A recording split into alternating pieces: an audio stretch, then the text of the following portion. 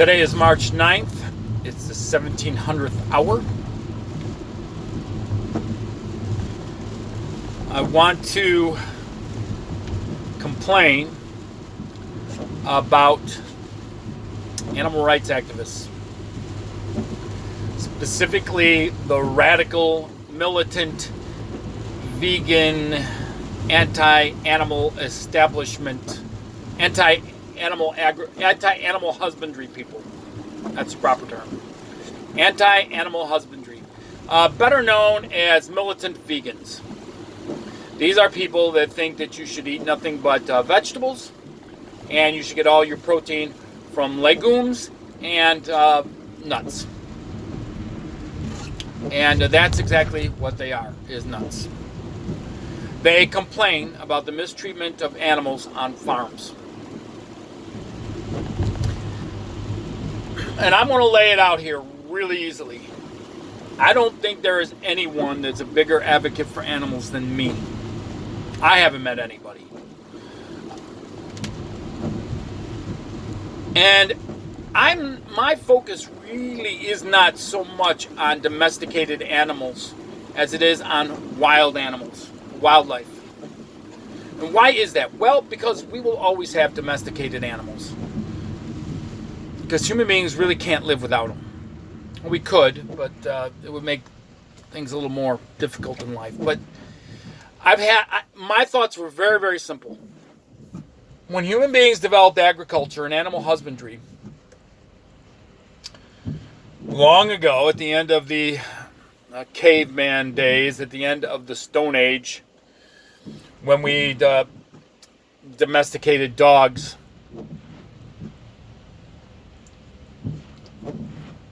we decided that we're going to have a sedentary lifestyle. We're no longer going to be hunters and gatherers, that we're going to come together, live in one spot, and do agriculture and animal husbandry. And then we are going to have civilization, because once people start living in one particular spot, they form cities and urban centers and trade and so on and so forth. Domesticating animals took away our reliance on the environment to feed ourselves, which is pivotal in human development. Which means we no longer have to rely on hunting or looking for grains or fruits or any other kind of food. And we would not have to spend all our time scavenging for these things, just trying to fill our stomachs, more or less. And when people stopped having to worry about filling their stomachs, they were allowed to have a little more free time, which allowed for humans to use their brains more and come up with more innovations, like the wheel and ovens and making bricks to build houses, etc., etc. Instead of chasing around, having to follow the herds of animals to sustain yourself. But I'm more of an advocate for wildlife than I am for dairy cattle or for poultry or for the animals that are in fur farms. And this is how I look at it, real simple. If you want to raise mink, raccoons, foxes for fur, which is a renewable resource, you will always have it. It takes the pressure off of the wild animals that people used to trap. At one time, we trapped just about everything into oblivion, most notably the beavers. But I don't have any problems with hunting. I don't have any problems with trapping, as long as there are laws to be followed and people adhere to those laws. Because the laws are science-based, and the animals are self-sustaining, and it's a sustainable harvest. It is a harvest of those animals. So what is motivating me to talk about this? Well, when I saw recently that Joe Biden and Bernie Sanders had some anti-dairy people women jump up on stage, one where they took their tops off and flapped out their mams, because, anti-dairy, and they got breasts, and, they want to bring awareness to cattle by showing their breasts. The stupidest ass liberal idea I've ever seen in my life. It's just crazy. So, here is it in a nutshell. If you're going to bitch and you're going to complain about the poultry industry or the dairy industry or factory farming, just restrict yourself to eating berries. Because when it comes down to it, you cannot feed a modern population with an antiquated form of agriculture like it was 100 years ago. You cannot have farms that have a couple pigs, a couple cattle, and a bunch of poultry. If you want to do that on a hobby farm, that's fine. And if you really have a problem because you don't like how the animals are treated, then spend the money and pay extra for cattle that are raised in a way that's acceptable to your standards, or poultry that is raised acceptable to your standards, or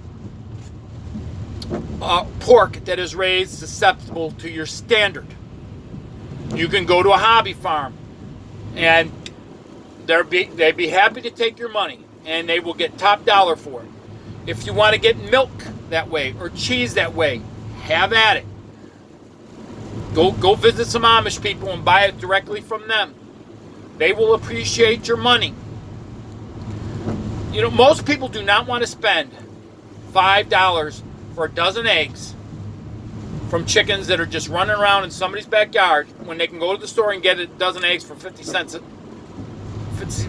dozen. That's the truth. Quit your bitching and moaning and put your money where your mouth is. But no, militant animal rights people want to force you to adopt what they believe is ethics and ethical.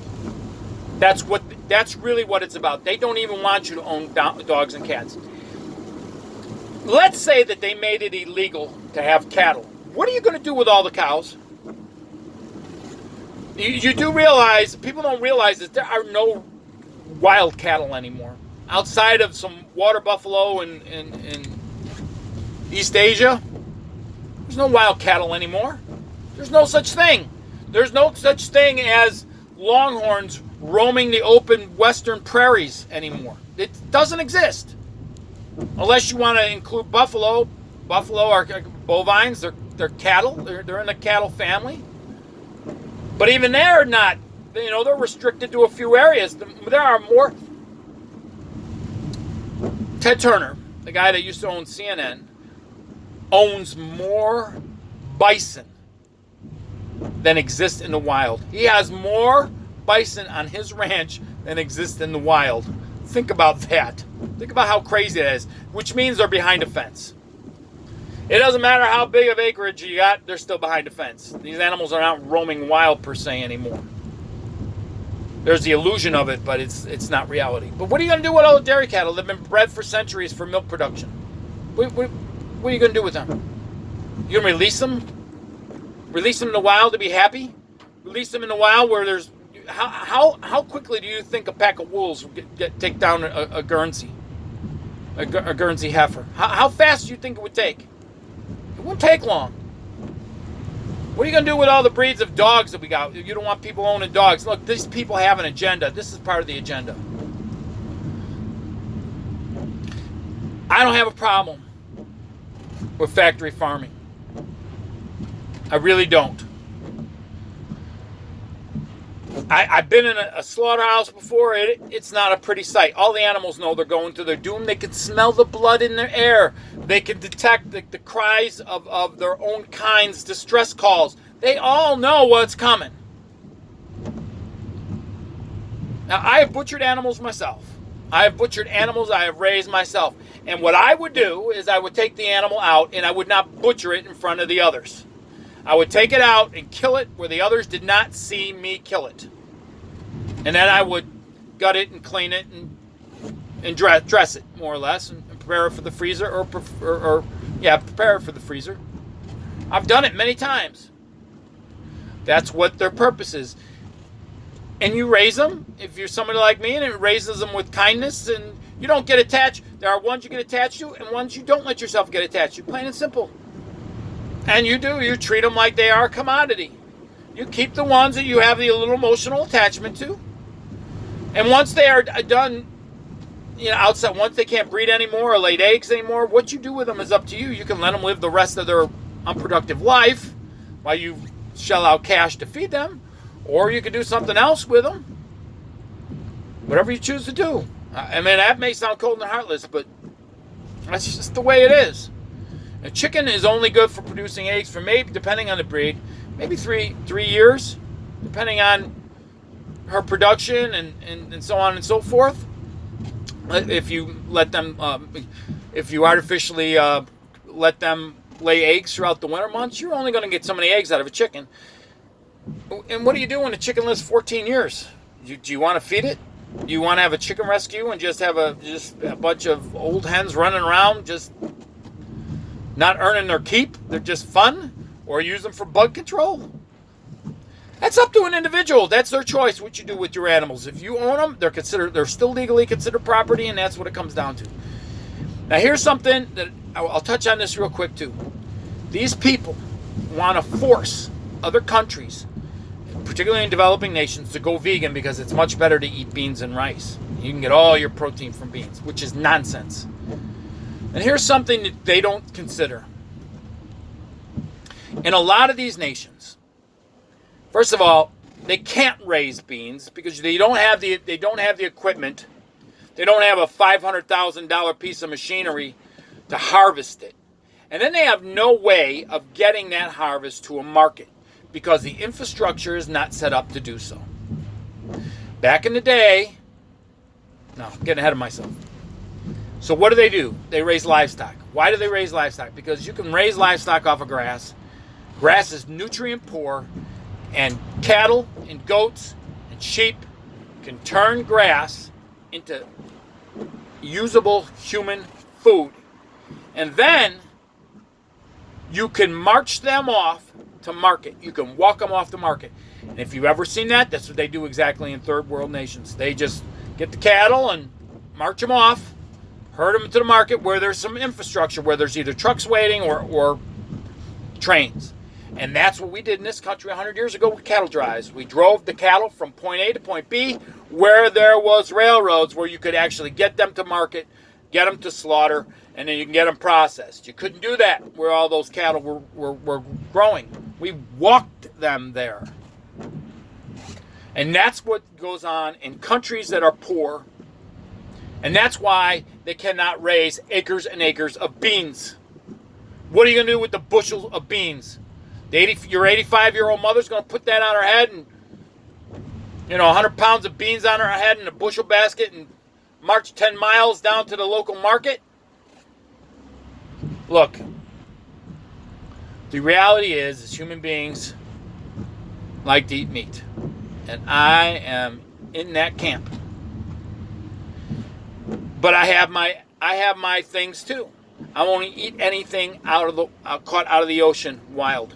I will only eat farm-raised fish. And farm-raised fish is actually less healthy for you than wild-caught. Because when they process the food to feed wild fish, it concentrates the mercuries and the pesticides that's in the food that they're processing. So like if they're using nothing but shrimp, it's called biomagnification. It magnifies whatever was the shrimp were eating and concentrates it, and they feed it to the fish, and the fish actually have a higher concentration than they would in the wild because they're eating various types of food, not just one food source. So that like, let's say it's mercury. The mercury load is lower in a wild fish than in a pen-raised fish. But the reason I will not eat wild-caught seafood is because I think we overfish the oceans, which we do, and there are other things in the ocean that need to eat too. I don't need to eat the food that sea lions and whales eat. I don't. Why? Because we can raise our food. That's the point. That's the point. We can raise our own food. And this is not saying anything against hunters. I think hunters do a valuable thing. And if somebody wants to go and shoot deer and elk and moose, that is not my thing. I could probably do it with deer because there's plenty of them. But have at it. Harvest them. Eat them. Enjoy them. I've eaten them. I've enjoyed them. But to me, part of being human is being able to raise your own food. And you raise it with with a set of ethics in regards to the health of the animal. Here's something else about farmers. large-scale farmers, particularly in the dairy industry, regardless of what anybody says to you. Majority of farmers are raising their animals to be healthy and happy. It is not conducted for their health, for the animals to be sick. You get one sick animal in a herd, you got a problem. You don't want them spreading disease, so you got to keep them clean, you got to keep them healthy, and you got to keep their overall well-being good. Otherwise, you lose profit. That's the way it is. Are there going to be some places that aren't quite like that? Probably. And where it's probably worse than the animal husbandry industry is probably with chickens, because chickens go to market within 6 weeks. That is quick. Those beautiful, tender-breasted birds that you buy that everybody thinks are hormone-laden are actually a domestically genetic raised bird, not GMO. It's called a Cornish cross, and they reach adult marketable size in 6 weeks. Anything after 6 weeks, they get too heavy, their lungs can't breathe, and they end up dying because they get too heavy. They're bred, selectively bred, just like we breed dogs, to grow quickly, get to market quick. So 6 weeks from the time they hatch to the time it's on your table. And if there's any place for abuse, it's going to be in there, because you are producing thousands and thousands of them, and you are just throwing them in the trucks as quickly as possible. You know, that's the way it is. And I like chickens. I'm a bird person. I love birds. But I'm going to tell you, those Cornish crosses are tasty. They are fine eating. So quit your complaining, quit your bitching, and tell these militant animal rights vegans, if they really look, they're going to try to force you to eat insects when it comes down to it. If you want to enjoy a nice big bowl of Dubai cockroaches or house crickets or mealworms, have at it. And I've eaten both of them. I've eaten crickets, I've eaten mealworms. I'd rather have a steak. Sorry. And if you think grinding them up into a powder and adding them to your salad or adding them to your fake soy burger because you think it's it's upping my protein. If you want to eat bugs, if you want to be a bird, knock yourself out. But the way I look at it, I'm higher on the food chain. I'm not going to resort to eating insects like a robin that's running around on my front lawn.